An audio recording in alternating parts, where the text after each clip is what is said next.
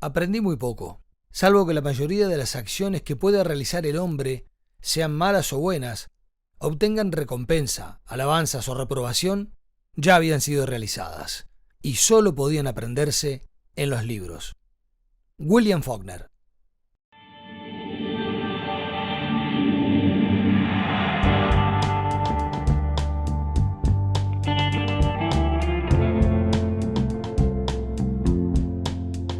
La Tierra Dividida.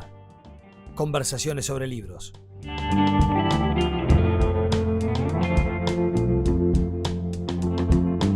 Un podcast de Mauro Tomasini y Sergio Requel.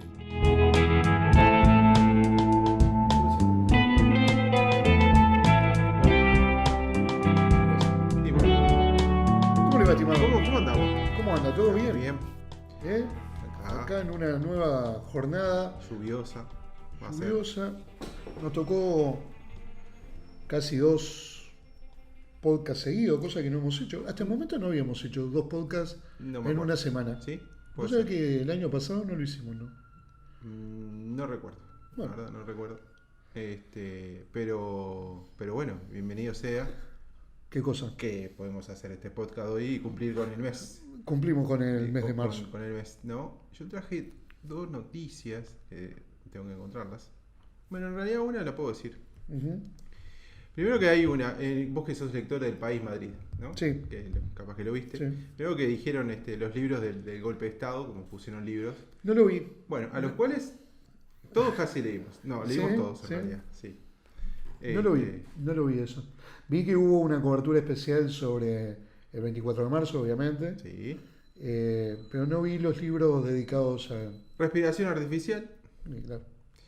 Diario de una precisa montonera, Aparecida, uno de los que vamos a hablar hoy, Lugar común la muerte, Villa, De Bonazo. no, de Tomás Eloy Martínez. Ah, tenés razón, perdón. Sí. Villa, de Luis Guzmán. Guzmán. De Guzmán. Recuerdo de la muerte es el de Bonas. Recuerdo de la muerte, tenés razón. Los topos, de Félix Brusone. De Brusone. Horacio Berbisky, El vuelo. Sí. El genocidio como práctica social de Fierstein, Daniel Sí. Fierstein. Poder y desaparición. De la amiga Pilar de la amiga Pilar Calveiro. 2 veces junio, de Martín Coa. De Martín Coa. No, este es raro igual. Sí, Este a fue ver. el que más como. Nuestra parte de la noche. De Enríquez. María Enrique. Sí, a mí me parece que está puesta como un poco a presión, ¿no? Sí. Capaz que de Sí. poner nuevos, no lo sé. Y otro que. Todos estos, yo inclusive el de Fierte estuve viendo a ver si lo traía o no. Y el último es de Will Stern, es una antropóloga que es fantasma de la dictadura, que hizo yo lo tengo al terminar, digamos, me falta todavía como 100 páginas creo, que hizo una etnografía sobre los fantasmas de los centros clandestinos de detención. Ajá. Porque muchos de los ex detenidos y expresos, bueno, veían fantasmas, etcétera, etcétera, y empecé a hacer una investigación. Pero bueno, estamos bastante... Falta glosa, ¿no? ¿eh? Glosa para falta mí sigue glosa, siendo ¿no? una... Y falta, ¿no? No, faltan un montón, pero glosa para mí es una novela Está que como, si bien no refiere jamás a la dictadura... está como medido, ¿no? Creo que lo Sí, midieron, ¿no? sí. No, pero es raro que Saer, que tiene una escritura bastante críptica en algún sentido, Sí. no esté... El País No de esté. Madrid no lo haya, no no esté, lo haya no esté, puesto, ¿no? está a la voluntad también. La voluntad, bueno. De Martín Caparrós y Eduardo. Y Eduardo Anguit. Y otro de las cosas que traía era que, capaz que lo viste también, pero sobre todo para los libros, porque capaz que vos leíste más que yo no leí todos los libros, pero hay un nuevo premio en España, el premio AENA, Sí, que es lo vi que lo promociona. son dos gestores de los impuestos, son gestores de los aeropuertos AENA. Sí, lo vi ¿Tá? el otro día, pero sinceramente... El tema no- es que son 1 millón de euros para Sí, el es ganador. una torta de plata, lo vi. 40.000 euros, o sea, 1.040.000 para el ganador, 40.000 solo por los finalistas de llegar a los 4 últimos. Sale esa plata. Esos son de los aeropuertos, todo el tráfico de los aeropuertos. AENA se ocupa de gestionar todos los aeropuertos de Madrid. Y además compran una serie de libros bastantes Pero para vale, donar. no solo compite, supera al Supera. Premio Nobel de Literatura. supera ahí al planeta. No, pero el premio Nobel de literatura premio no Nobel. llega aún al $1.000.000, estaba en los No. 900 y algo a 1000. $1.000.000 supera, claro. Imagínate lo que es eso. Bueno, hay toda una serie de debates en Sí, torno a claro. la plata, pero el tema acá, eso es una parte. El otro tema es qué libros fueron seleccionados para. Y bueno, yo vi algo, ¿no? Bueno, y acá lo ¿No traje está la amiga porque- Samantha por ahí? Acá o- lo a traje ver. porque seguramente Raquel Diego habrá leído varios de estos, yo A no. ver, Digamos. a Bueno, ver. Canon de Cámara Oculta de Villa Matas. Sí, claro, el último. Ese es el último. Los que me- Ilusionistas de Marco Giral Torrente. No lo leí. Bueno, Ese de anagrama. lo leí, este libro está bueno. Ujú. Este libro está bueno, me gustó. Marciano. De la amiga Nona Fernández, chilena. Desde ahora voy por Marciano. Sí. Y si cambio, te digo. Ah, sí, yo entre los dos al menos. Héctor Abad Faciolini.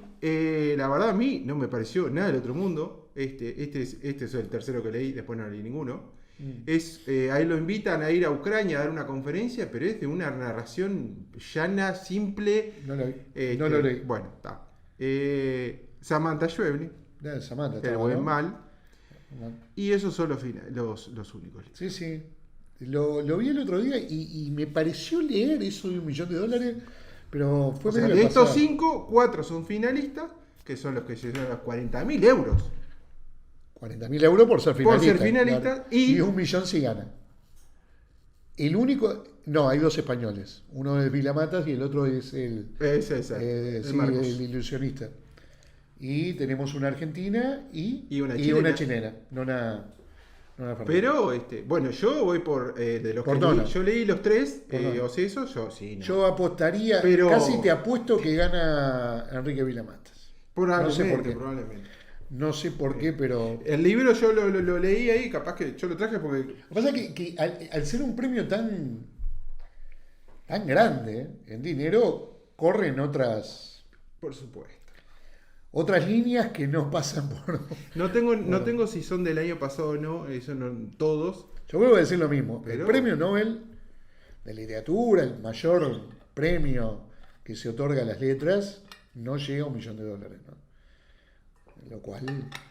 Ya el premio Planeta nomás rondaba el $500.000 y era un premio que nunca calzó con la buena literatura, ¿no? Absolutamente. Esporádicamente puede en alguna ocasión haber sido otorgado a un merecedor del premio. Me acuerdo de Marcé, por ejemplo. Exactamente. ¿Tá?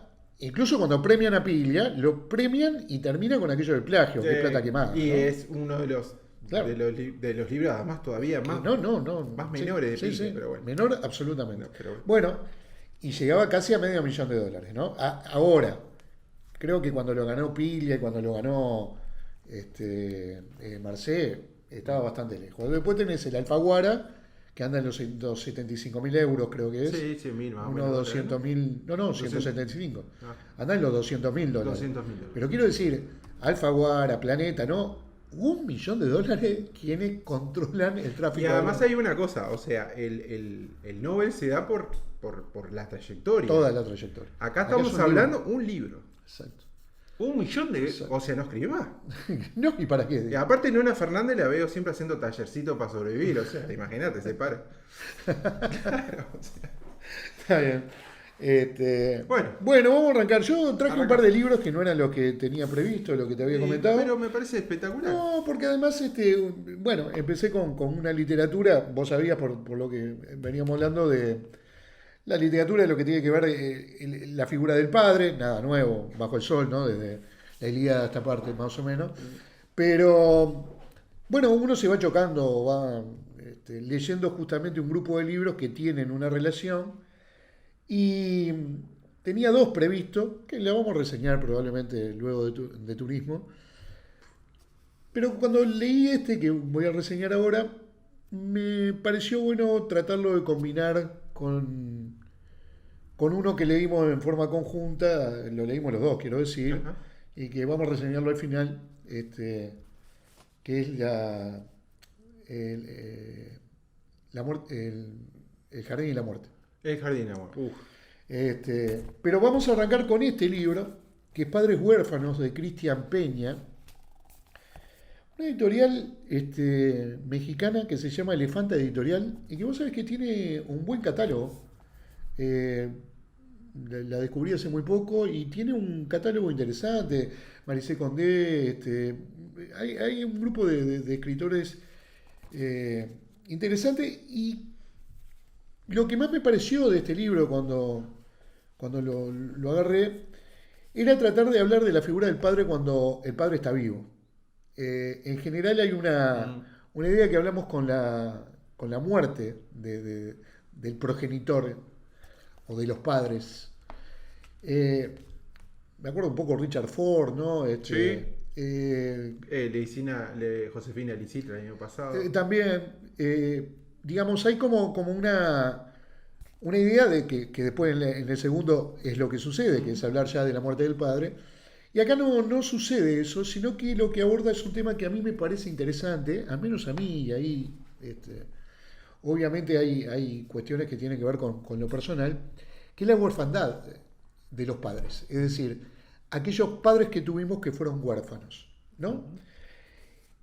Como le pasa al padre de Cristian Peña, que era niño de 4 años y su padre es asesinado. Y todo el libro es una relación, y ahí sí es lo que a mí me sugirió como algo interesante, es la relación entre el padre de Cristian Peña y lo que le sucedió a Juan Rulfo. También alguien que fue huérfano de los 4 años de padre y desde los 11 de madre, y que genera todo un determinado tipo de persona que surge posteriormente de esos acontecimientos, ¿no? Está escrito de forma muy fragmentaria, se basa en anotaciones que tiene el autor acerca de lo sucedido por el padre, que casi nunca quiere hablar del tema. Dice algo que claro, en esta era tecnológica y quizás durante todo el siglo XX, con los adelantos tecnológicos, nos resulta bastante extraño.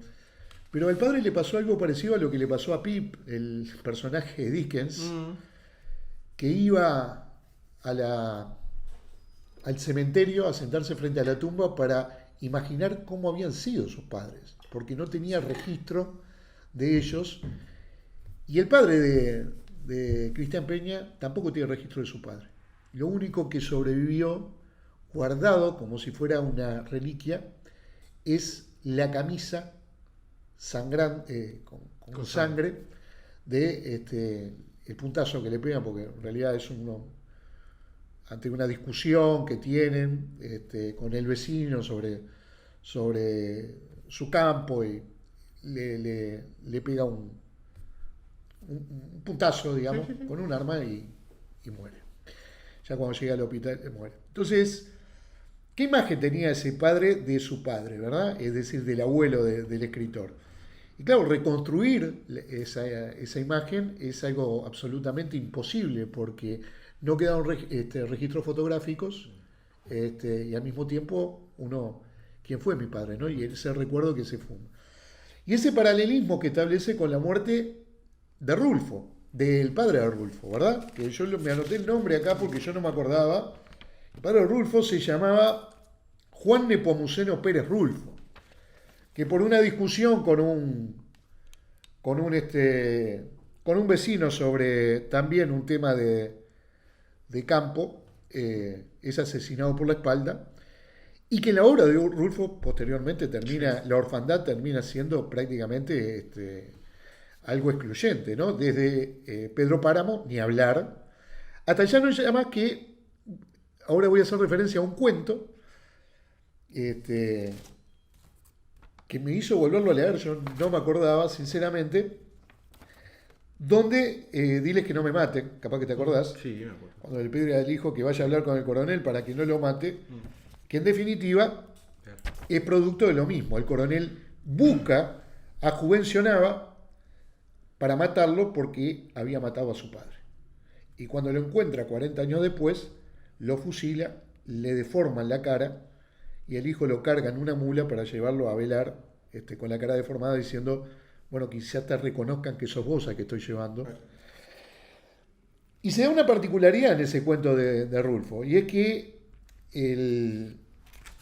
toma el nombre, Nava, de quien asesinó a su padre, que se llama Guadalupe Nava Palacio. Deja el nombre instalado. Y bueno, es uno de los cuentos que yo, la verdad, después que lo leí, lo recordé, pero y hay todo atraviesa, digamos, de alguna forma todo lo que es la vida de Rulfo y de alguna manera su incidencia en la literatura posterior, ¿no? Desde, bueno, Pedro Páramo, obviamente, cuando ay, no me sale el nombre de...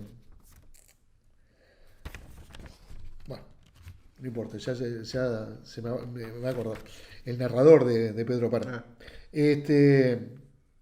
Preciado, que sale en busca de su padre. Y, bueno.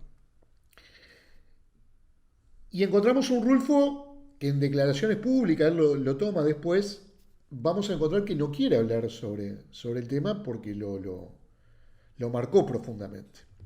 Entonces, Peña termina haciendo una relación, recordando cuando su padre casi muere yendo de un segundo piso, cayó de espalda, creyeron que estaba muerto. Él dice, bueno, yo sé que mi padre volvió de la muerte en ese accidente y lo tengo aún y quiero escribir sus recuerdos que no tiene, lo quiero escribir con él vivo. Entonces llevaba en algunas ocasiones un celular, lo escondía porque no quiere hablar del tema habitualmente su padre, pero con la nuera medianamente contaba algunas cosas y él lo graba en su celular y comienza a transcribir algunos de esos recuerdos. ¿Qué tiene el libro? A mí lo que me da la impresión, o por qué me gustó, es porque en estos padres huérfanos, y bueno, llevaba a Rulfo luego ni hablar, la vivencia con la muerte es algo muy particular. Por ejemplo, contaban que, yo no lo sabía eso, que Rulfo le dejó de gustar los cementerios una vez que tuvo que, ¿cómo se dice? Sacar los huesos de su padre. Sí. Tiene una palabra, ¿no? Sí, tiene una palabra. Y dijo, no voy más a los cementerios. Reducción. A la reducción, sí, pero no era una reducción porque ya estaba de hacía tiempo. Bueno, pero sí, es una reducción. Le pasaba al padre de Cristian Peña que en los velorios tiene un comportamiento absolutamente marcado, ¿no? Desde su gesto. Y cómo incidió eso en la vida y poder entender con el paso del tiempo la vida de nuestros padres cuando eso sucede. Y lo relaciono directamente con el libro que vamos a hablar después, de parte de que lo leímos los dos, entonces por lo tanto Pero bueno, lo recomiendo, sí, me parece un libro muy bien escrito.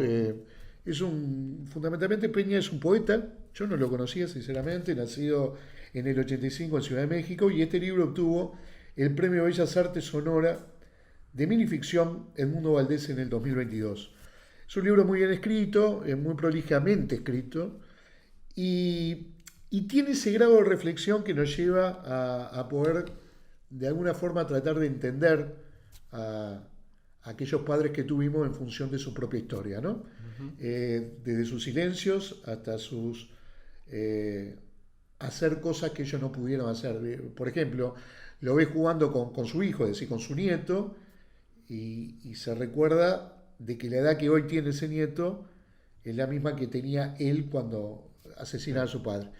Y ahí comienzan a surgir las preguntas. Se preguntará si su padre hubiera estado ahí, si estaría jugando exactamente igual. Me parece por demás interesante, sobre todo para empezar a entender en algunos casos la historia de los demás, que a veces nos cuesta tanto entenderla, incluso cuando son nuestros padres. Nada. Bueno, ¿se encuentra acá? No, lamentablemente no se encuentra acá. No la tengo. Es una editorial que llega del exterior. Yo lo pude traer de Argentina en su momento, pero no se encuentra. De vuelta a lo que decimos siempre, ¿no? Ojalá podamos, ahora que abren librerías tan importantes y grupos económicos tan importantes como el Italiano, que se instala acá y compró Puro Verso, bueno, ojalá este tipo que además son los dueños de Anagrama, ¿no? Sí. Puedan...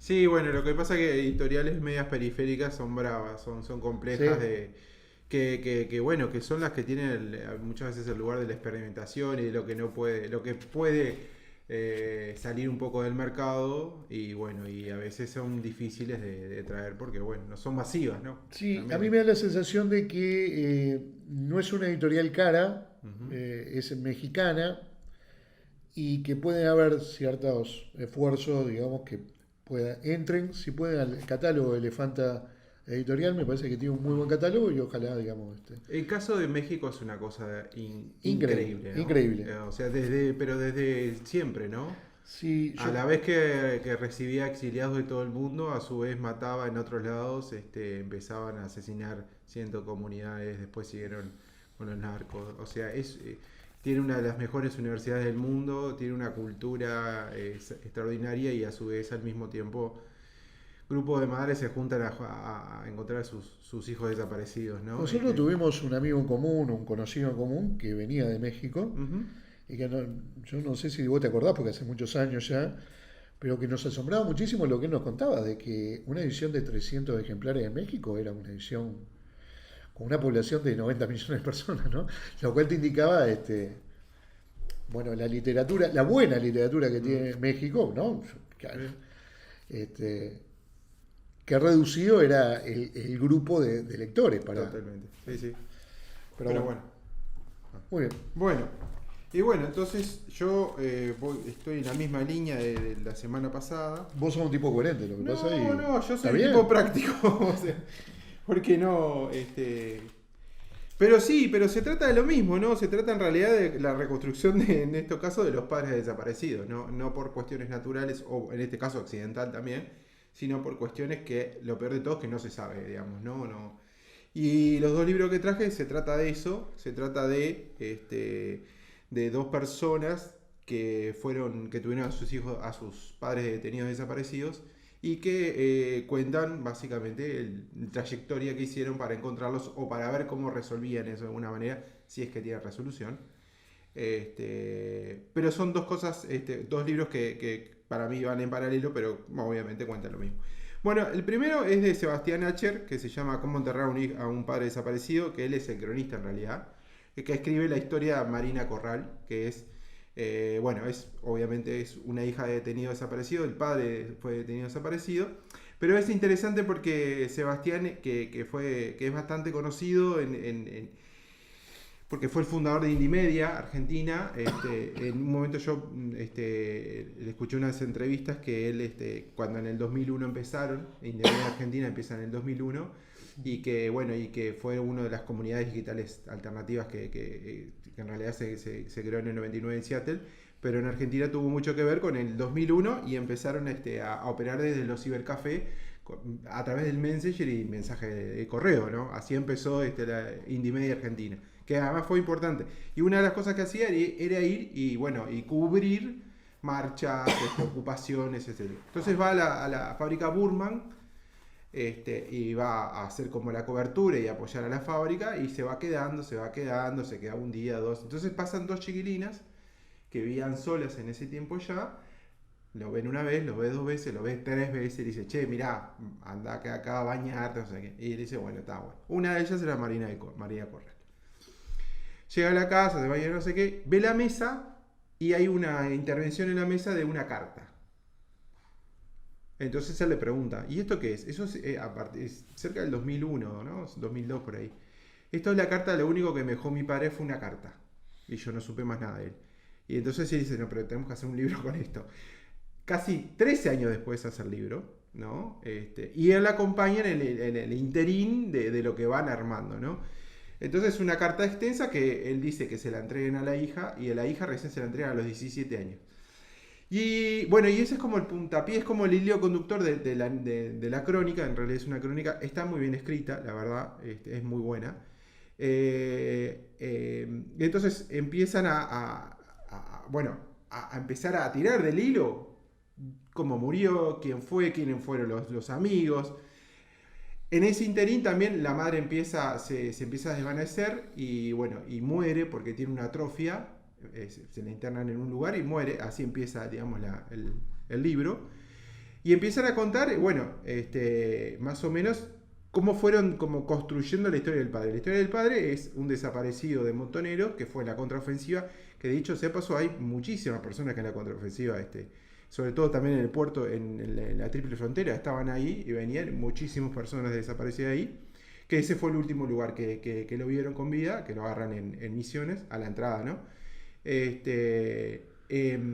Y empiezan a tratar de reconstruir. Entonces empiezan básicamente por internet a escribir en un blog y creo que en un muy prematuro Facebook ahí y en otras plataformas, a partir también de organizaciones de hijos y todo, ¿quién tenía información? Y ahí empiezan a escribirle que bueno, no sé qué. Entonces ahí se contactan primero con una especie de novia amiga que tenía él, a la cual se carteó durante todos esos años, porque con la madre se separaron de Marina. Y empieza ella a contarle cómo era la persona y a darle las cartas. Y ahí van armando la historia, ¿no? De quién era, qué le escribía, le contaba absolutamente de todo, le contaba de Marina, ¿no? Sin saber absolutamente ella. Después se contactan con la gente que es, digamos, donde él lo agarran, que era un hostel, que todavía, que además ellos, los militares, inclusive, bueno, lo secuestran a él, secuestran a otras personas, le agarran en el lugar, se lo dejan como una ratonera. Después ellos le dicen que se tienen que ir, el dueño le dice, vos tenés que irte a Paraguay, si no vas a morir, o sea, lo iban a matar. Entonces, claro, los familiares, digamos, del hostel, que todavía asiste al día que hacían el libro, no querían hablar, después empezaron a hablar, ¿no? Entonces van reconstruyendo toda la historia esa, a partir además y exactamente mostrando las cartas que le dejaron a la hija.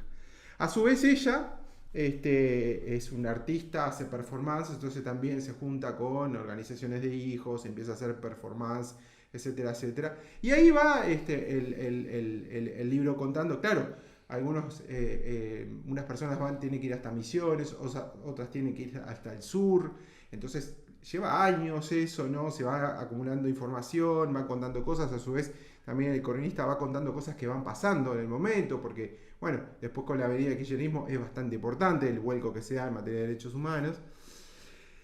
Y la verdad que es un libro muy interesante para leer porque la diferencia con otros libros es que acá no hay aparición. Uh-huh. Eso es lo más interesante que me resultó del libro. No hay aparición del cuerpo. Además hay una cosa que yo le dije la vuelta pasada, se me ocurrió siempre, ¿no? Si no hay cuerpo, hay posverdad. ¿Por qué? Porque todos decían que el padre se había ido para otro lugar, todos decían, ¿no? Es como se dijo sistemáticamente en muchos de los casos, ¿no? Inclusive se dice hoy eso. Entonces va avanzando la crónica, y en un momento determinado, cuando después de entrevistar a los dueños del hostel, que le contaron cómo fue todo, etcétera, etcétera, deciden, bueno, hay que enterrarlo. Y creo que esta me parece es la mejor parte, que es la última. Vamos a enterrarlo. Enterrar un cuerpo que no tenemos. Bueno, entonces eligen el grupo de Marina y otras amigas de ellas que hacen performance, enterrarlo el 2 de noviembre en el cementerio de Chacarita. Pero dicho sea paso, en el cementerio de Chacarita, el 2 de noviembre es una fecha muy importante para las comunidades, sobre todo bolivianas. Entonces hay cientos de bolivianos que van al cementerio de la Chacarita. Y van con otro tipo de relación que tienen con la muerte, llevan muy parecido a lo que pasa en México. Van sulquis, ¿no? Grupos de sulquis cantando al lado de las tumbas. Inclusive cuando ellos van hay un retén de la Policía Federal porque se han dado disturbios, porque hay mucha gente que toma alcohol, pero estamos hablando que es masivo, ¿no? Entonces deciden hacer un enterramiento medio con cosas que ellos le quisieran dar, etcétera, etcétera, y contratan a un sulquis, a lo cual lo contratan por una canción, ¿no? Es muy bueno realmente ese pasaje. Entonces van los sulquis, empiezan a hacer como toda una ceremonia, toda una cuestión performática inventada, ¿no? En un lugar que la dejan porque no tienen lugar, o sea, es una urna de que no tiene nada. Entonces los sulquis además se dan cuenta que tocan la canción y agarran y se están yendo, y a los cuales los miran y le dieron pena y empezaron y siguieron tocando hasta que terminaron. Porque claro, se dieron cuenta que no había nada, quién era él, y bueno, el nombre, ¿no? Que lo dejaban sobre una tierra, ¿no? Y esa parte me parece que es la más interesante porque es eso, ¿no? Es cómo se entierra un padre desaparecido cuando no hay cuerpo, ¿no? Cuando aunque sea no hay 3, 4 huesos. Y en un momento determinado ellos lo dejan ahí, empiezan a llorar y se van. Y ahí dice ella, y ahí me di cuenta que enterré a mi padre, ¿no? Y salen del cementerio todos juntos con los Ulkis, siguen cantando, ¿no? Y me pareció que realmente esa última parte vale toda la crónica. Además es muy interesante porque es una crónica de estas media lo Kapuscinski Acher, ¿no? Que va con el personaje que lo sigue, ¿no? Que casi que, ¿no? Esos que ya no tipo Martín Caparrós, ¿no? Esos que hay que ir para, hay que ir para ver, ¿no? Hay que estar ahí, digamos, ¿no? Leila Guerriero es otra que Leila va por ese camino. Claro, Leila Guerriero, ¿no? Y todo ese tipo de cronistas que quedan más bien pocos. Y este es uno que lo acompaña. Y además la decisión de enterrar el cuerpo fue como una decisión entre los dos, diciendo, bueno, hay que enterrar esto. Claro. Porque además dice en un momento en la presentación del libro que está Leopoldo Brizuela, está Cristina Camarón Cámara. Sí, Cabezón Cámara. Cabezón Cámara, y él dice. Teníamos que enterrar al padre porque no iba a escribir más la novela, ¿no? Y claro, eran ya más de 10 años, ¿no? Uh-huh. Y está muy, muy interesante. Y bueno, y eso me parece que es un acierto también, es un tipo de crónica o un tipo de ética periodística que marca, ¿no? Las cosas. Y la verdad me pareció un hallazgo. Yo lo conocía a él, pero no había leído nada. Y es como también tiene un lenguaje un poco como, no por decir conservador, pero es de vieja escuela, digamos, ¿no? Es de esos de esos cronistas del 80, del 90, ¿no? Que digo que es bastante estructurado, etcétera, etcétera, que escribe muy bien, que escribe muy correctamente bien, ¿no? Etcétera, etcétera. Y la verdad yo lo recomiendo si lo encuentran por acá. Es argentina, me sale Madre Selva, pero no es Madre Selva. No, bueno. Sí, es parecido a Madre Selva. Bueno, sí. Es una editorial que se encuentra bastante acá. Mansalva. Mansalva, exactamente. Editorial Mansalva. Que traen bastante. Sí, trae. Por lo menos está dentro de la catálogo, ahora está, así que.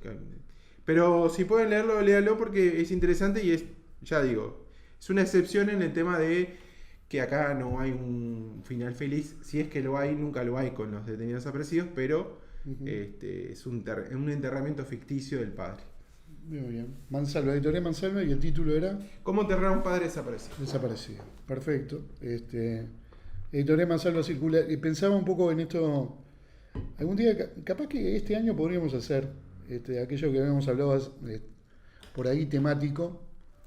Y tratando de poner los libros sobre ese tema. El tema de la contraofensiva montonera es no solo el disparate más absurdo, sino la sospecha permanente de la infiltración, ¿no? Y de la delación. Porque la inmensa mayoría de quienes protagonizaron la contraofensiva montonera son desaparecidos. Son muertos y desaparecidos. De hecho, la que hablamos la vuelta pasada, Pilar Gaviria, el esposo, es de ahí. Y que además el esposo era un alto oficial montonero. Sí. Bueno, debe ser de los pocos oficiales, altos oficiales que concurrieron ¿no? Porque los otros estaban en Italia mirándolo. Exactamente. Entre ellos hay unas personas respetables, pero que no estuvieron, en esa contraofensiva. Pero bueno, veremos si algún día podemos hacer, o nos da el cuero para poder hacer temáticamente. Hay un libro específico que hablamos, pero por afuera. ¿El de Hellman? No. Hay un libro de la contraofensiva montonera. Sí, que está de Fondo de Cultura. No recuerdo el nombre nunca. Que además es un muchacho bastante joven. No, y bueno, sí, es que sí. Y da como toda una. A mí lo que me extrañó, sinceramente, es que nunca sabía hasta dónde avanzamos y hasta dónde vamos hacia atrás. ¿En qué sentido lo digo? Parecía existir un consenso bastante importante dentro de los militantes de izquierda de la década del 70 argentino. Voy a hablar de Argentina en esto. Uh-huh. de la barbaridad que implicó la contraofensiva montonera. La barbaridad conceptual y estratégica y que además demostró que fue una masacre. Y me extrañó mucho que este muchacho con 40 años creo que tiene, Sí. elaborara un libro con una revisión de la contraofensiva y con una revisión con una mirada bastante piadosa con respecto a los dirigentes que la determinaron, ¿no? Fue uno de los libros que leí hace un par de años, creo, y que me dejó muchísimo más dudas que certeza. Y en esto, ¿no? Yo no sé si avanzamos o no, pero intentar mirar de la contraofensiva algo positivo, más allá del heroísmo de quienes participan, etcétera, digamos, desde una visión política hasta política militar estratégica, resultaba ser una barbaridad que sonó en la cabeza de un grupo de cuadros, por llamarle cuadros a la dirección montonera, se le podía ocurrir, ¿no? Sí. Una interpretación, además, política del momento tan errónea, tan disparatada, que a veces en algunos grupos de izquierda de los 60 se han encargado de leer la realidad en sentido contrario, ¿no? Pero bueno, en ese caso... No, es que sí. En fin, vamos a volver, porque vamos... ¿Por qué no reseñás este y terminamos junto con el otro? No, dale. porque de vuelta es lo mismo, se relaciona y... Dale. Para no Bueno, cortar la... Y el último que tengo es Aparecida. Yo personalmente creo que debe ser uno de los mejores que he leído, realmente. Es un librazo esto. Esto sí es un librazo. Que es de Marta Dillon. Marta Dillon nació en el 66. A los 9 años ya se escabullía, ya sabía escabullirse de los grupos de tarea cuando le iban a buscar a la madre a la casa. Se habían esquivado varias veces, hasta que una no. Y con sus 3 hermanos, en el año 77... la secuestraron a la madre, ya separada del padre. Ellas después se van a vivir con el padre. Ella es la mayor de 3 hermanos. Y bueno, y en el 2011 ella recupera los huesos, ¿no? Recupera los huesos. Y básicamente el libro se trata de eso. Se trata de todo el periplo que hay después de la salida de los 90. Por supuesto digo los 90 porque ahí empieza más el IAF a ser más preponderante, ¿no? Bueno, de hecho ahora se encontraron se identificaron 12 cuerpos. 12 cuerpos en la Perla. Que creo que la Perla vos En fuiste. la Perla. Yo pasé por la puerta, es muy impresionante. Entonces... Perdón, pasé por la puerta sin saber que era la Perla en su momento. Me lo dijeron y cuando volví pude observarlo con esa... al menos con esa mirada. El libro está extraordinariamente escrito, es realmente extraordinaria. Marta Dillon tiene todo el oficio de buen periodista argentino que son, o sea, que tienen buenos periodistas. Es más grande y también ahí hay una ruptura, ¿no? Con las nuevas generaciones de cómo contarlo. Tiene mucho humor, es muy ácido, ¿no?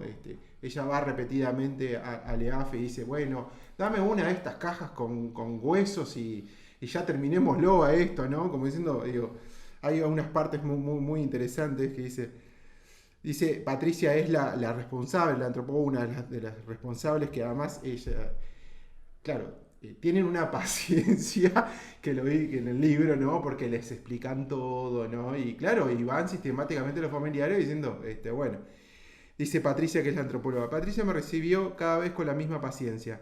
Me convocó para que escribiera cuando hubo identificación que los familiares querían hacer pública. Me contó historias como quien recibe algo sin interés para cualquiera que no fuera ella, o a lo mejor para entretenerme de una espera que se iba a tomar 2 años más. Me contó, por ejemplo, de la vez en que le robaron 2 cráneos y una radio, o sería una radio, en el cementerio de Avellaneda, ahí donde encontraron al Negro Arroyo. El Negro Arroyo es el que secuestran con la madre de Dillon.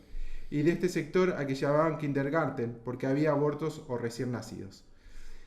No, es durísimo el libro, ¿no? De ella.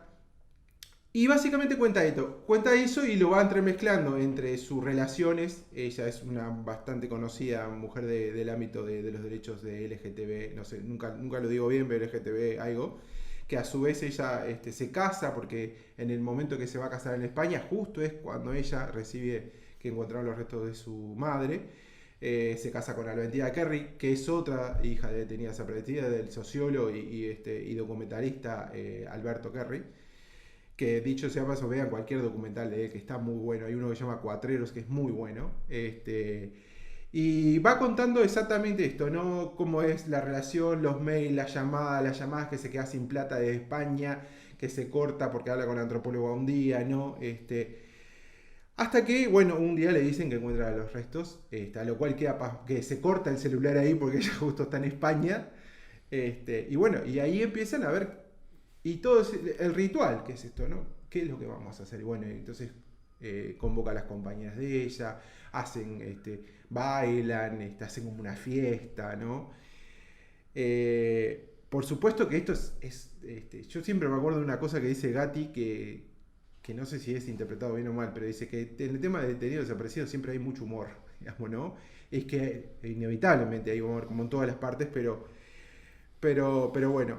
Y en un momento ella dice, la verdad que si uno se pone a sacar frases del libro, nada, se saca todo el libro, la verdad, porque es impresionante la cantidad de buenas frases, de escenas que ella describe. La encontraron, le dije y la risa fluyó primero, dice Marta Aguilar. Apenas un segundo antes de que la convulsión del llanto. Nos abrazamos. Los oídos que llegaban desde el auto, ese presente urgente, se amortiguaron. En el hombro de mi esposa, en el hueco de su cuello, me dejé ir por el túnel del tiempo. Escuché su risa y su llanto como si ella también fuera una niña. Un impulso viejo me hizo tocarle la nuca para sentir los pliegues de su cuello. Las plataformas de las que nunca me bajo me hacen unos centímetros más alta que ella. Escuché, como si fuera algún modo de consuelo, que habíamos llegado. Estábamos en la exacta esquina de la casa del músico que nos había convocado a Irún, justo frente a esa plaza negra y seca que tenía en el centro una estrella roja pintada en el piso. Ahí empecé a enterrar a mi madre y a sus sueños rojos, a la fugaz estrella de mi vida y a la omnipresente estela de su ausencia. Y bueno, y ella sigue. Cuenta el cuento del enterramiento, de la ceremonia, de las amigas que van, que bailan, que ella lo resignifica en una fiesta. Me parece extraordinario, está muy bien contado. Y no es mucho más que eso, ese es el libro. Pero realmente, para mí, desde el punto de vista de la calidad literaria, es... yo creo que debe ser de los mejores que he leído, o el mejor.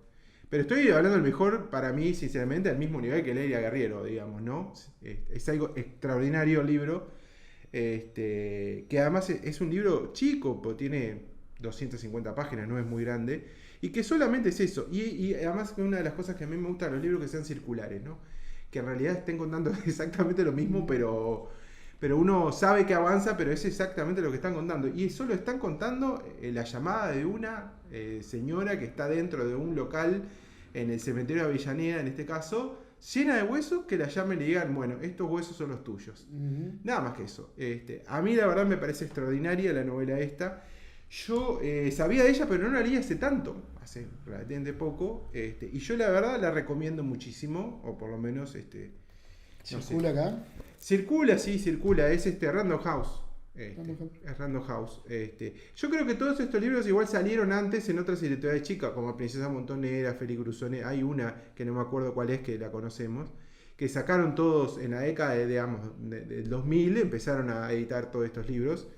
No me acuerdo si ella, porque ella creo que empezó a escribir partes en el blog que tenía, que es muy que claro, en un momento determinado empezaron a comunicarse así también entre la red, en algún momento la primera forma de red que hubo después la hegemonizó pero hay unos libros muy interesantes esos de la alternativa que fueron las redes sociales, y que muchos de los hijos empezaron a vincularse, que sus padres estuvieron juntos o esto, haya también por blogs o por mensajes o cosas en Facebook después. De hecho es el caso del libro anterior y también, que recibieron información de etcétera, etcétera. En el caso de ella había más indicios de cómo había sido, digamos, la trayectoria de los cuerpos, ¿no? De hecho ellos fueron enterrados en NN. Claro, lo que pasa es que el problema es que cuando se sacan algunas tumbas en NN hay cientos de cuerpos. Entonces que lleva muchísimo tiempo, y además los bancos de datos... Sí, esto de la perla fue sumamente rápido dentro de todo, ¿no? Sumamente rápido. Porque además los nombres lo tenían y primero consultaron a la familia si los querían hacer públicos. O sea, yo creo que fue también una especie de aguante hasta el 24, para mí, hasta el 24 de marzo. Pero tenían los nombres de forma casi, te diría... Sí, estamos hablando, claro, es como todo, ¿no? En ese tiempo el banco de datos era, ¿no? Claro. Que de hecho además el banco de datos, o sea, no solamente... Mucho menor y además con una tecnología mucho menos avanzada. Ahora está con las cosas de inteligencia artificial, sí. hay unos programas de estadística que se utilizan mucho, hay un libro sobre un programa de estadística que se llama el R, que hicieron todo un mapeo de Argentina, donde había movimientos en función de fotos, o sea, claro, es tan grande también igual, o sea, los detenidos desaparecidos, es tan complejo, o sea, estamos hablando de más de 350 centros clandestinos. Es una cosa impresionante. Entonces, en el caso de ellos se sabía con más certeza dónde podía estar. Claro, lo que pasa que es como todo a veces. En algunos lugares donde no son los centros, donde no fueron los cementerios, es más difícil, porque donde hay los que son menos enterrados es más difícil. Donde los que hay más lleva más tiempo, pero en algún momento va a surgir, porque van a identificar cuáles son, porque es separar cada hueso, ver, ¿no? Sí, la Perla es simbólicamente, bueno, primero es uno de los grandes centros de detención en la ciudad, en Córdoba, en las afueras de Córdoba, camino a Carlos Paz, y que además acá Fernando Butazzoni tuvo mucho que ver con el libro que escribió él, que hizo público lo de la Perla como centro. De hecho, él fue testigo, digamos, en el juicio. En el juicio, sí. Que escribió la historia de Julia, que en realidad es una detenida que termina enamorándose del torturador. Uno de los primeros libros de esas características. El Tigre y la Nieve. El Tigre y la Nieve, que fue, no sé, no sabría ubicarlo, pero 90 y poco, muy ¿no? poquito, Sí, ¿no? sí. Que es un gran libro, que no deja de ser un tema urticante, ¿no? Para abordar, pero muy bien escrito. Butazzoni escribió muy bien, además. Y para mí La Perla tomó forma una vez que leí el libro. Claro. Y cuando tuve la posibilidad en el 2006 de viajar a Córdoba, pasaba por frente a un regimiento militar que no tenía ni la más pálida idea que era. Y como había ido a entrevistar a alguien de Madres de Plaza de Mayo a la ciudad de Carlos Paz, cuando le comento me dice, claro, esa es La Perla, el centro de detención. Y a mí se me cayó todo. Claro, estaba pasando por frente a uno de los horrores más, de los centros de horror más importantes que tuvo la dictadura argentina. Y que además se cumplieron ahora 50 años de aquella fecha nefasta. No, el tema además de la represión, y esto para terminar, del EAF, es no solamente que con esto obviamente la de financiación, lo que implica es la red que se hace en función de todos los ADN, porque... O sea, acá hubo hallazgos de asesinados políticos en Chile que se encontraron acá. Sí, claro. Y además hay una cosa que creo que o sea, no hay certeza absolutamente sobre ninguna cifra, en el sentido de que todavía hay muchas cosas que no se saben, de personas que no fueron por ejemplo, las personas que no fueron denunciadas como identidad desaparecida. Sí. ¿No? Es decir, y la red esa... el banco de datos de Uruguay y de Paraguay y Chile depende exclusivamente de Argentina. De Argentina, claro. Que son cientos y miles de datos genéticos, ¿no? Sí. Bueno. Seguiremos en algún momento hablando de este tema. Se nos viene la guerra española este año, digamos. Ya. Vamos a hablar de varias de la revolución de los claveles de Portugal que estamos que fue el viendo año pasado. de poder reseñar. Y tenemos un centenario. Hay varios centenarios. Ahí debe haber varios. Lo que pasa que ¿Qué es el de Kafka, decís vos? No, sí, el de Kafka sí, pero no otro que es más cercano, que es un libro que es el centenario del juguete. El centenario más cercano no, porque es siempre el mismo. Más cercano territorialmente, que es el centenario del juguete rabioso. Ah, mira, y acaba de salir una edición en Alfaguara Crítica. Por eso mismo. ¿Es por el centenario? Sí. Bueno, yo la vi, supongo año 26, tenés razón, claro, sí. Año 26. Un libro que cambió la literatura argentina y rioplatense, ¿no? Bueno, maravilloso. Traeremos al gran Roberto Art, el escritor Creo defendido que a capa y espada ahí por está. Juan Carlos Sonetti, ¿no? Claro, por supuesto. Que además los que tenemos la edición de Bruguera tiene el prólogo de Juan Carlos Sonetti. Claro, claro. Que debe ser uno de los escritores con Borges que se ha escrito más en Argentina, ¿no? Sí. No en el mundo, pero en Argentina seguro, Sí. ¿no? Porque No sé si es el más leído tampoco en Argentina. No, y no O sé si está- Borges tampoco.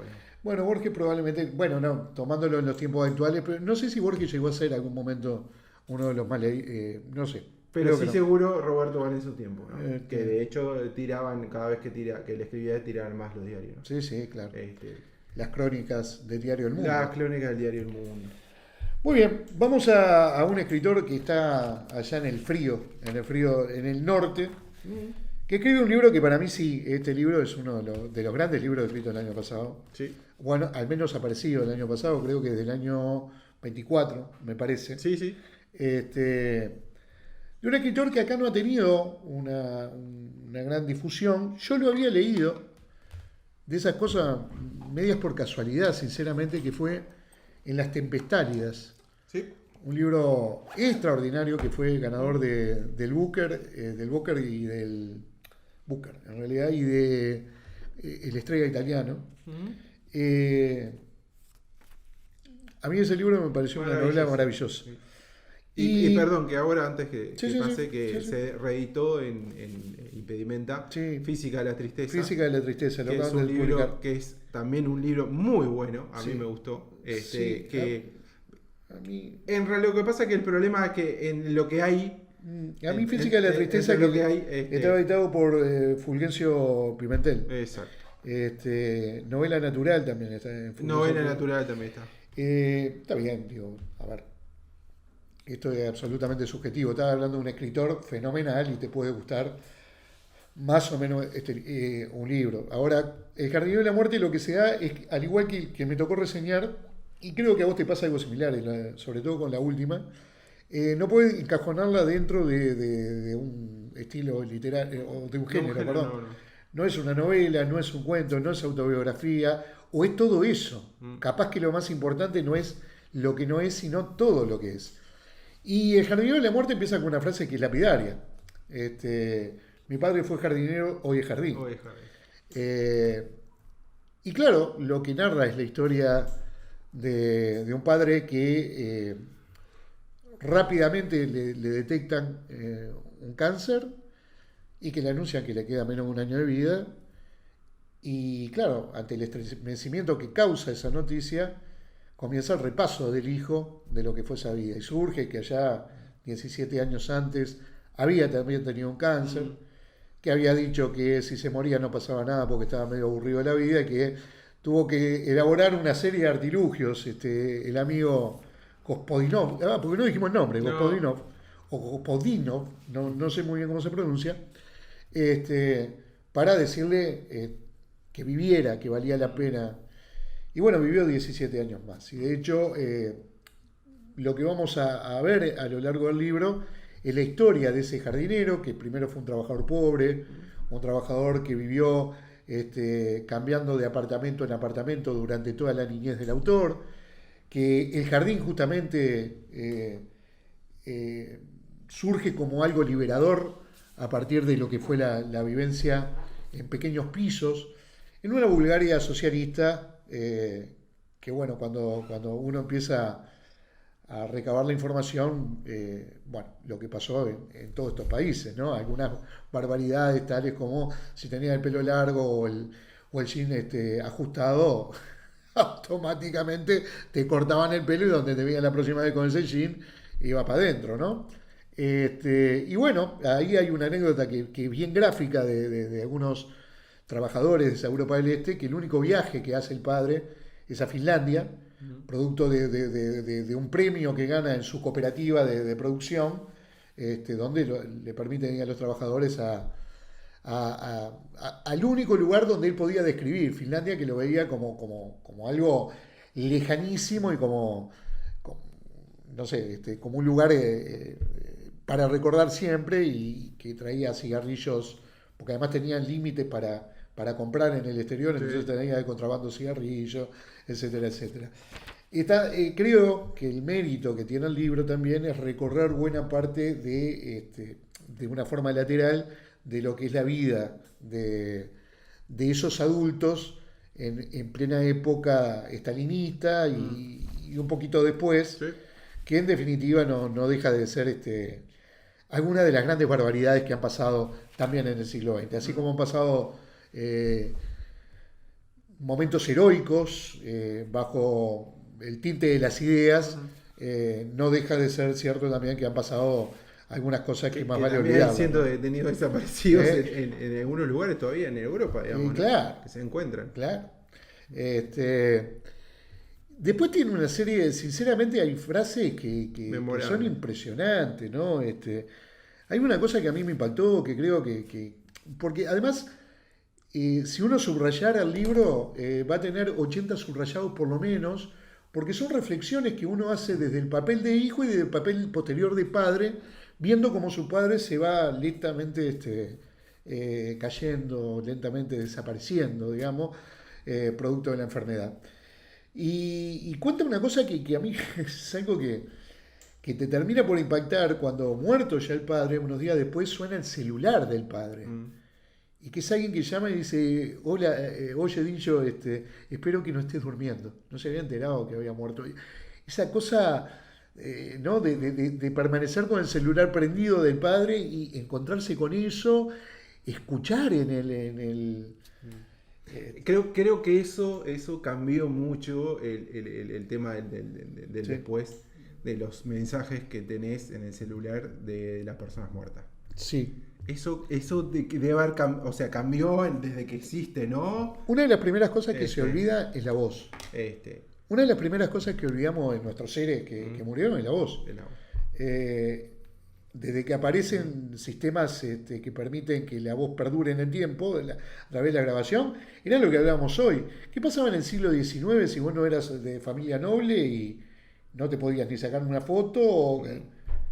¿Cómo recordás a tu padre o a tu madre con 7 años si se murieron? Digo, en los Sí, sí. rasgos físicos. No hay nada que perdure en el tiempo que vos puedas, mirar una foto y recordarlo. Con la voz pasa lo mismo, claro. Y en este caso era alguien que llamaba al padre Claro, sí, sí. para che, espero que no esté durmiendo, digo, y había muerto, ¿no? A mí me pareció un libro extraordinario, de verdad. Bueno, ahora creo que lo van a traer de vuelta porque se agotó. Es de editorial Impedimenta. Es un libro para leer porque justamente las reflexiones que tiene el escritor en el medio son las que forman parte del libro. Un gran cuentista el viejo, un gran anecdotario. Él mismo se reconoce que probablemente fue escritor producto de escuchar a su padre narrar las historias de forma Mucha oralidad. oralidad absoluta, alguien que siempre terminaba deslindándose deslindándose en el buen sentido, digo, sacándose la presión de arriba, ya sea en la enfermedad o en los momentos bromados, cuando decía no hay nada de qué preocuparse. Esa era la frase que el padre utilizaba permanentemente cuando se lo veía mal y decía: no hay nada de qué preocuparse. Y él esa frase la ve a lo largo del tiempo dicha una y otra vez por el padre que bueno, va a vivir hacia las afueras y comienza a ser el jardinero, ese que mantenía un jardín que dejó de alguna manera de herencia, valga Sí, sí. a su nieta, que es la hija del escritor. Pero realmente en Gospodinov hay un trabajo desde el punto de vista del lenguaje formidable. Hay que rescatar, no recuerdo al traductor, pero seguramente el traductor tiene un gran rol en esto, que una lástima que no tengo el libro a mano para decirlo. Ya veremos si después no lo ponemos dentro de las arrobas que ponemos en las redes, pero si le dijera un libro para... Él tiene una frase que, esto sí es porque era lo que quería cerrar. Dice: de hecho creo que es un libro más sobre la vida que sobre la muerte. No hay nada interesante en la muerte, ahí no hay historia. Y me parece que es un libro para leer sobre la vida, justamente, Sí. sobre la vida. Y el lento declive de esa vida, producto en este caso de la enfermedad, como puede ser de la vejez, o como puede ser... Pero es un libro que habla muchísimo más de la vida que de la muerte, y habla muchísimo... Es un libro que me hace recordar muchísimo aquella frase de Faulkner que decía que la muerte no existe, que la muerte es una función de los vivos. ¿Qué es la muerte para un muerto? Nada. Es una función de los vivos. Y creo que esa función de los vivos permitió que este escritor se mandara un librazo realmente y que sea absolutamente recomendable. Un libro que también tiene unas 250 páginas, no es muy extenso, pero que además tiene frases permanentes para enumerar. Yo creo que haber subrayado, no sé, Todo. una infinidad de cosas y que nos sentaríamos casi a hablar media hora de frases del amigo Gospodino. Así que. Sí, a mí la verdad me parece un librazo. Hay dos cosas. La primera que todo es casi todo lo que dijiste. Pero segundo, lo primero de eso es de que esto cuando a él le pasa que va a morir el padre, que es, bueno, es la finitud de él. Exacto. ¿No? Ahí se da cuenta en un momento dice, y también en un momento dice, ¿qué soy? Soy el hijo de un padre que está muriendo, soy el que va a morir, o sea, ¿qué soy, no? Pero sobre todo es eso, ¿no? Y después lo otro que sí, que esto tiene que ver con una parte, porque a mí me gusta más a veces los análisis sociológicos de los libros, es que este es un libro en redes realmente que aparece constantemente. ¿Qué cosa? Que este libro en redes constantemente aparece recomendándolo. Pero lo que da, y porque es muy interesante a mí, me interesa mucho eso, más allá de la cantidad, yo no tengo estadísticamente la prevalencia, pero aparece. Pero a su vez aparece al lado de otros libros que son lamentables. Infinitamente menores. ¿Por qué? Pero no hay un especial interés en la literatura o en el lenguaje. Hay un interés en la novela de que sí, que hay un hijo que está perdiendo al padre o que se está muriendo y que eso por sí mismo lo universaliza eso. Que ha cambiado la función de lo que vamos a buscar en la literatura, ¿no? Pero es relativamente, o sea, es sistemáticamente recomendado. Pero sí, al lado de novelas. Claro, pero es como, ¿me entendés? Es como lo raro. Lo cual no hay que culpar al escritor ahí. No, ya sé que no lo estás haciendo, pero esa es una vieja desviación que tenemos. García Márquez, por poner uno de los ejemplos, Cuando el amor en los tiempos del cólera, que para mí es uno de los mejores libros que he leído en mi vida. Claro, con el premio Nobel arriba, El amor en los tiempos del cólera se vendió 2 millones de ejemplares, no sé, por decir algo. Y entonces automáticamente pasa a ser ese escritor de masas, a lo cual ya, mira, ya arrancó para el lado. No, sé que no lo decía por ese lado, pero es verdad que es un libro que aparece en las cuentas de Instagram de las personas que leen sistemáticamente, ¿no? Cosas que no las voy a juzgar, pero que están muy lejos de ser. Y además otra de las cosas que también cuando uno, porque lo que hace el mercado es que incluye que puede ser algo bueno o malo, pero además después también es cierto que, digamos, no excluye tan fácilmente. Es decir, que ya lo que me gustó me va a seguir gustando.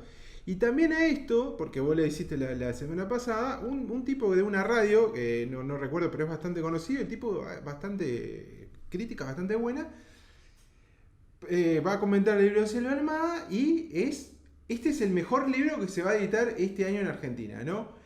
Pero a ver, volvemos a lo mismo, ¿no? Es decir... Capaz que tiene razón y me equivoqué yo, digamos. No, pero es esto. No lo digo por esto, lo digo en este sentido. Es que también es cierto, que nos puede no gustar un libro de Selva Armada. Sí, claro. ¿No? Pero eso también tiene que ver con el mercado, en este sentido. Otro libro que va a circular sistemáticamente, yo no sé el impacto que tiene, eso no lo puedo medir. Pero este libro sistemáticamente aparece, pero aparece por esa vuelta también que hay de, bueno, sí, al fin y al cabo es un pobre hijo que se está muriendo el padre y escribe, ¿no? Se lo puede confundir rápidamente con la autoayuda. Claro, digamos. exactamente, sí, exactamente. Sí, digo, ¿no? Es un gran libro, por eso digo, a veces... Sí, o sea, no aparece mientras yo agonizo sistemáticamente, ¿no? Claro, es que es lo mismo, o sea, evidentemente, o el libro de Sarandon que tampoco aparece, ¿no? Sí, es un libro, evidentemente ahí juegan el papel las grandes editoriales, claro. Evidentemente aquellos temas que actúan con determinada sensiblería, porque creo que además Gospodinov no es sensiblero en lo que escribe. No, ahí hay un rescate que hay que hacer de algo que podía haber caído en alguna lágrima fácil. Digamos que la muerte del padre, verlo, ese decaimiento constante día a día. Y él literariamente lo trabaja. Mirá, hay una cosa que dice en una entrevista que es genial. Dice, mi padre murió, o lo dice en el libro, no me acuerdo de esto.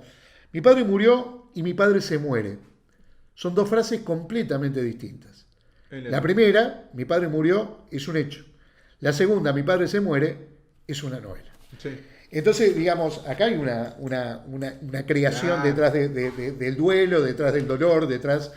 pero es absolutamente cierto eso que decís, como el mercado nos impone que determinados autores, yo sinceramente, capaz que lo leí mal, capaz que este hombre tiene razón, como capaz que después, cuando lo lea lo podemos abordar. Para mí es un libro de Selva Almada, excelentemente escrito porque es Selva Almada, y que deja mucho, no sé si que desear es la palabra, pero a mí me deja una sensación de que le faltó una vuelta de tuerca, ¿no? Que no le había faltado en Ladrilleros, que no le había faltado en la otra. Sin embargo, acá sí. ¿Eso quiere decir que está mal escrito? No. Hay libros de Faulkner que no nos gustan, digo, yo qué sé. Sí. Una fábula a mí no. Y ganó el Pulitzer. Y quizás, bueno, ¿no? No es un libro que a mí me atraiga de sobremanera. De Onetti hay algunos que... Y de Onetti mismo hay algunos que no. Pero eso no quiere o no va en detrimento de la calidad literaria que tiene ese autor. Como le puede tener en este caso Selva Almada porque lo nombraste, pero sí, es bien de mercado eso. El mejor libro que este año se va a publicar, no te lo podés perder. Y Random, además que tiene. Claro, tiene como esa impronta, es exactamente lo mismo que incluir dentro de la lista que empezamos a María Enríquez. No tiene sentido porque ninguno. Además creo que va en detrimento del libro. Sí, porque no es representativo. O sea, yo no puedo poner un libro de que hable de. No, como hay una desaparición, digo. Sí. Claro. O sea, no. Bueno, pero entonces ponemos el de Selva Almada también, porque claro, es una desaparición. Sí, claro, empieza con Urquiza, ¿no? O sea, claro, entonces está. Pero no, sí, o sea, me llamó la atención lo de Gosperot, pero realmente es un libro muy recomendable. Si viene de vuelta. Dice que viene de vuelta y además, bueno, esto que decía Mauro, que es verdad, si ustedes que andan por ahí están viendo redes, es un libro que lo va a recomendar a aquellas personas que incluso uno dice, por lo que lee esta persona, no me identifico absolutamente en nada, y después, personas con una cultura literaria importante, lo recomiendan también. Bueno, en este caso, creo yo al menos, que los que tienen una buena cultura literaria, en este caso tienen razón. ¿Qué pasa? Exactamente lo mismo con los libros de mujeres. ¿Por qué? Porque hay tantos libros, hay tantos libros de mujeres que básicamente también el mercado tiene que, digamos, una legítima, que es difícil uno tomar en cuenta, porque yo también hago lo mismo, yo escucho podcast y veo después a ver qué es lo que me gusta más o menos, y es muy difícil porque, digamos, hay cosas que te llevas unos chascos, ¿no? Pero eso también pasa. En la inmensa mayoría. Me animo a decir que en la inmensa mayoría. No quiero entrar de vuelta en ese terreno. Pero lo que pasa es que no van a fusilar en el podcast. No, pero también es cierto que la inmensa mayoría, porque en general, en cantidad, es la que más también Hoy por hoy sí se está publicando muchísimo más. Y es la que más. En Uruguay que salió la encuesta que tenemos que hablar. Sí. Es la que más, las que más leen son. Está auspiciada por nuestros amigos Usos. Por eso, sí. No debe ser bueno. No, digo. Bueno, hay que verlo y si no viene relacionado esa encuesta con la caída del grupo Frattacelli. No me acuerdo cómo es que se llama el grupo de dueño de Anagrama, que es el dueño ahora de la librería esta, que estaba en puro verso de la vieja.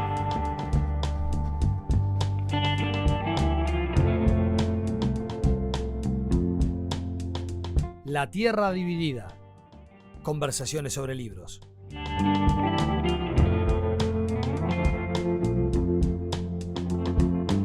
Un podcast de Mauro Tomasini y Sergio Requel.